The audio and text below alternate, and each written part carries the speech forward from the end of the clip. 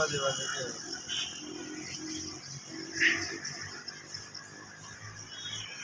پھر یہ پنچایت مان کے کہتے ہیں کہ آپ عمران خان سے مذاکرات کریں، اگر عمران خان مان جائے تو پھر 90 دن کی کوئی بات نہیں، یعنی کہ جو وہ کہے وہی قانون ہے۔ 90 دن کا آپ قانون کہہ رہے ہیں اور اوپر سے ہمیں مجبور کر رہے ہیں کہ آپ عمران خان کے ساتھ مذاکرات کریں، اور اگر وہ مان جاتا ہے تو پھر 90 کوئی نہیں کرے گا، 90 بھی ہو جائے گا، کوئی بات نہیں۔ عمران کہہ دے بھی 190 دن آباد کرا دو یا 290 دن آباد کرا دو تو پھر عدالت کو 90 دن ہو جائیں گے، ٹھیک؟ اس لیے میں نہیں پیش ہونا چاہتا اور نہ میں پیش ہوا ہوں، نہ میں کرنا چاہتا ہوں۔ اور پھر آپ کہتے ہیں عمران خان نے خود اپنے انٹرویو میں کہا ہے کہ میں اس وقت تک الیکشن نہیں مانوں گا جب تک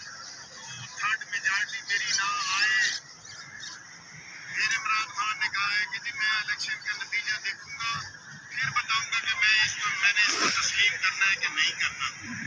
آپ اتنے زیادہ لاڈلے کا خیال کر رہے ہیں اور آپ ہمیں مجبور کر رہے ہیں پنچایت بن کے کہ ہم آپ کے سامنے پیش ہوں،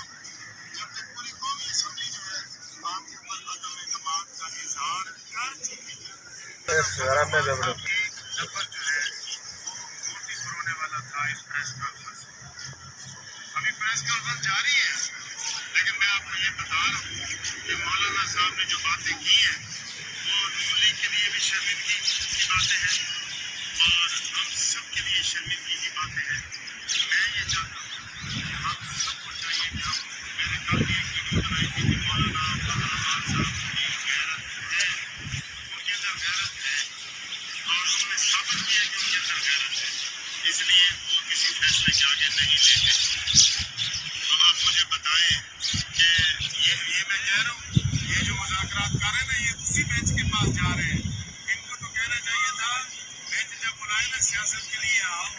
ان کو کہنا چاہیے تھا بخشو بھی ملی جو لڈو رہی بھلا۔ جب آپ نے اس بینچ کو ماننے سے بھی انکار کیا ہے قرارداد میں تو انڈیویجول صورت میں آپ کو ماننے سے موت